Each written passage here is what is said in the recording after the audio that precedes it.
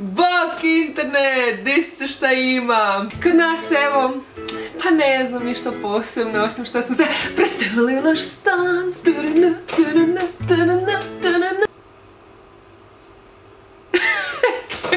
U redu. Kao što sam rekla u prošlom prvom irskom dnevniku, dolaskom u Cork odsjeli smo u homestayu koji smo rezervirali za 2 tjedna. Međutim, budući da smo stan našli treći dan kako smo došli ovdje, dogovorili smo se i s novim stanodavcem i sa domaćinima homestaya da kod njih ipak ostanemo ta 2 tjedna, a u stan uselimo početkom mjeseca.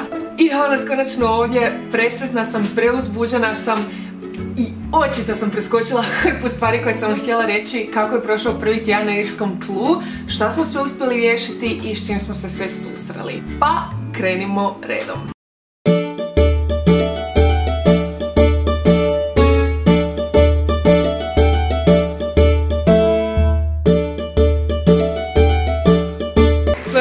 Jutro u Irskoj. Zabundali smo se, ali uopće nije toliko zima i ne puše vjetar, što je dobro. Čekamo bus, idemo u centar kupiti i vidjeti di šta ima, kupiti još neke sitnice koje nam trebaju i vidjeti kako izgleda nedjelja u Corku. Autobusni prijevoznik Eire nudi usluge javnog prijevoza i to 2 eura u jednom smjeru ili 5 eura povratna ili ti cijelodnevna karta. Karta se u jednom smjeru zove single, a povratna se zove return. Za razliku od Kanade gdje se javni prijevoz plaća isključivo sitnim novcem koji ubacujete u plastičnu kutiju pokraj vozača i gdje nekad možete i malo varati ako nemate dovoljno sitnog, ovdje novac dajete direktno vozaču koji vam može i razmijeniti i uzvratiti novac. 2 eura u jednom smjeru i besplatan Wi-Fi u svakom autobusu.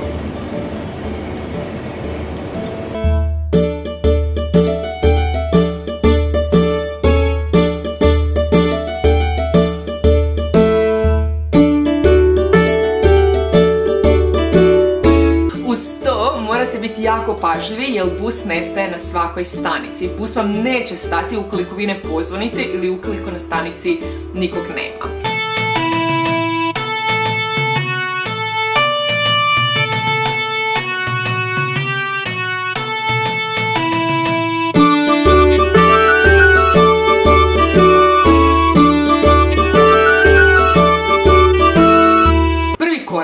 Kupnja irskih brojeva mobitela kako bi ih mogli ubaciti u irske životopise. Mi smo se odlučili za 3 mrežu jer svi bruje o toj mreži i jer ima super ponudu.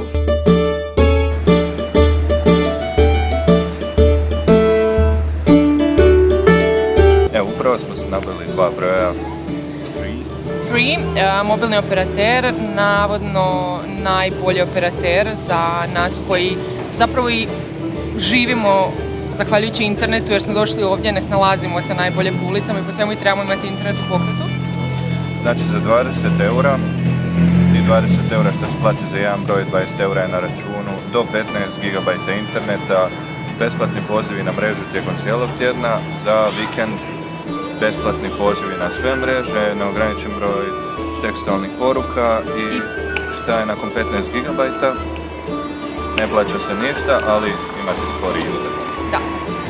I mislim da bi to bilo dovoljno. I prepaid je znači koliko stavite na račun toliko imate. Međutim, ono što sad već nakon 3 tjedna korištenja mogu reći je da smo jako razočarani. Signal je jako loš, internet je jako usporen i nismo najsretniji s našim odabirom.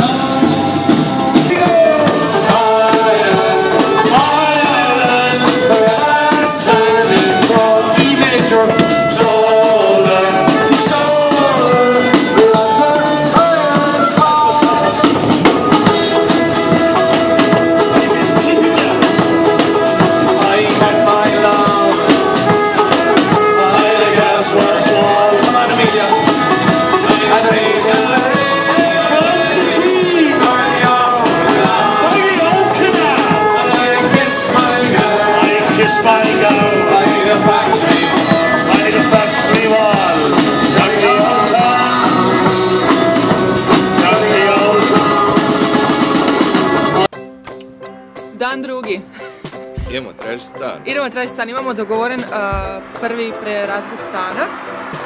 Oglašen je jučer navečer, javila sam se agentici i rekla je da već danas u 1:15 dođemo, tako da držimo se fige, stan je prekrasan.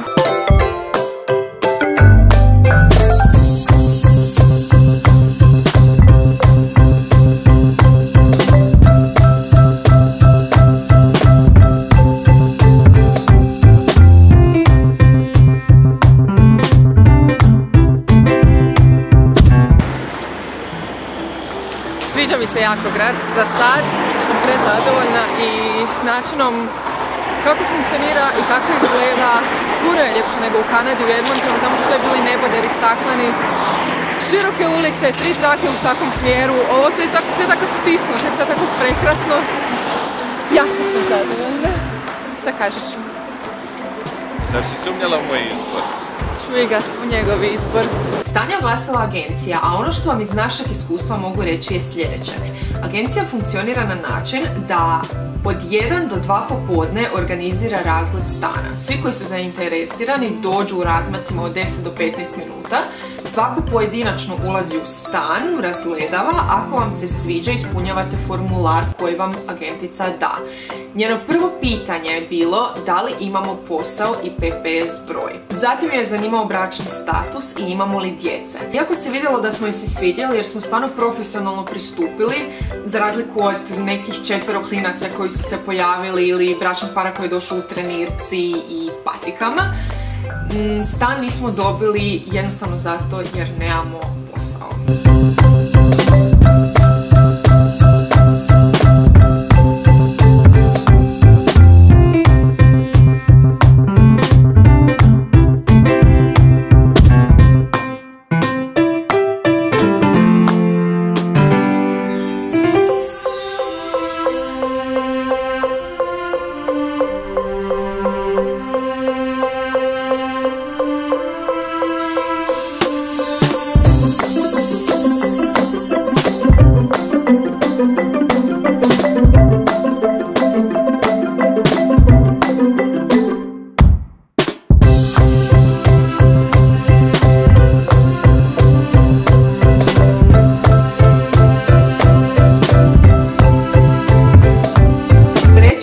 Našeg boravka u Irskoj dogodilo se čudo neviđeno. Našli smo stan! Našli smo stan. Odvratno sam čujka, molim te. Našli smo stan, dan 3. našli smo stan. Drugi pokušaj, od onog stana jučer nije bilo ništa. Neko ga je dobio. Međutim, bila sam online i neki lik je objavio stan u centru grada, zapravo u starom dijelu grada 100 metara od glavne katedrale. I ja ništa, odmah sam mu se javila i rekao da možemo odmah doći, mi smo došli, pogledali. Znači cilj je bio od toga što smo se javili direkt na mobitel, a ne ono preko oglasa što ima to ne mali pozornič. Tako je, znači ne preko obrazca, nego sam ga kontaktirala direktno na broj mobitela koji je ostavio. I rekao je da čeka, da mora odgovoriti još jedno na 40-ak upita, tako da kontaktirajte odmah, kontaktirajte direktno. Prvi. Tako je. I bili, pogledali prekrasan dvosoban stan. Nije niko pitao uopće da li radimo. Da. Tako da rekao je da će nam dati pismo za PPS broj. I ništa, useljavamo idući ponedjeljak i veselimo se da imamo maturama. Dakle, ovdje se vrijeme jako brzo mijenja i u jednom trenutku je bilo toliko oblačno da više nisam imala prirodnog svjetla u stanu, tako da sam ovaj video morala snimiti u 2 dana. Nego sljedeće s čim smo se susreli u prvom tjednu bilo je dogovaranje termina za dobivanje PPS broja. Što se tiče grada Corka, PPS broj rješavate u Social Welfare Local Office-u koji se nalazi u Hanover Quayu. PPS broj rješavate gore na katu. Prvi put kad dolazite nemojte zaboraviti uzeti papirić sa rednim brojem s kojim dolazite na red.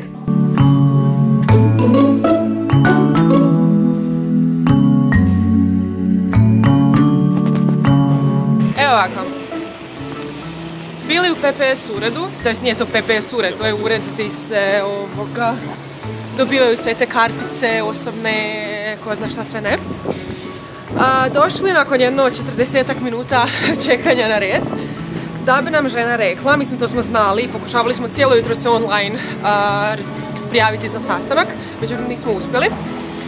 Rekla da na red za PPS broj možemo doći tek kad nađemo posao. Ne, nego 2.11. Danas je 21.10. Znači sve do 2.11. je popunjeno. Osim toga, na web stranicama piše da je za dobiti PPS broj dovoljno imati putovnicu ili osobnu i potvrdu prebivališta, znači pismo od stanodavca ili nekakav račun ili nešto slično.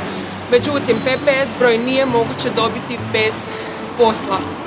Poslodavac vam mora napisati pismo da vi radite u tom biznisu gdje ste zaposleni, kad ste počeli raditi, žig na tome i sve to skupa i s tim dolazite na sastanak za PPS broj. Čekaj. Žena je rekla da ne možemo rezervirati termin za PPS broj dok ne nađemo posao. Međutim, rekli smo da smo na dobrom putu da ga dobijemo, tako da smo zapravo već sad rezervirali termin koji će biti za 2 tjedna. Inače bi morali čekati još ko zna koliko. Tako da, iako nemate posao, odite si rezervirati termin. Napravit ću poseban tematski video o cjelokupnom PPS postupku, znači od same rezervacije termina do odgode termina, jer smo zbog posla morali odgoditi termin, preko same procedure do dobivanja kartice i broja na kućnu adresu. A prvi tjedan na irskom tlu okončao se dobivanjem posla. Dobila sam posao, ne mogu vjerovat. Druga vrata na koja sam pokucala, Hayfield Manor hotel s 5 zvjezdica, s 5 zvjezdica. Pojavila sam se, tražila sam da popričam s nekim. Rekli su super, sutra prvi radni dan, probni rok. Vidjet će kako će se snaći. Ako sve bude ok, možda i sutra sve bude ok, pa me primaju. Presretna sam.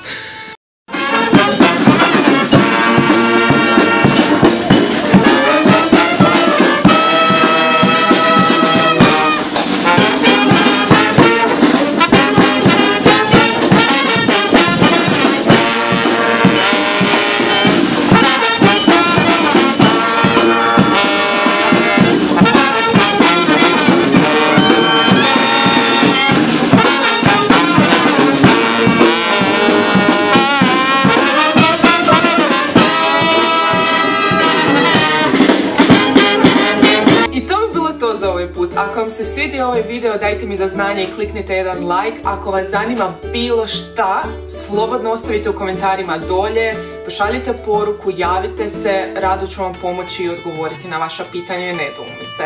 Ako želite bilo kakav tematski video, također ostavite dolje u komentarima. Pretplatite se, sugerirajte ovaj kanal nekome ko planira otići u Irsku, ko je već ovdje, koga zanimaju još neke dodatne informacije. I to je to, ne znam, čujemo se nekom drugom prilikom, ja ću probat snimati video kad je vani lijepo vrijeme, ali o tom potom. Budite dobri ljudi i uživajte. I gledamo se i čujemo se. Bok! Baš sam najgore ovim odjavljanjima.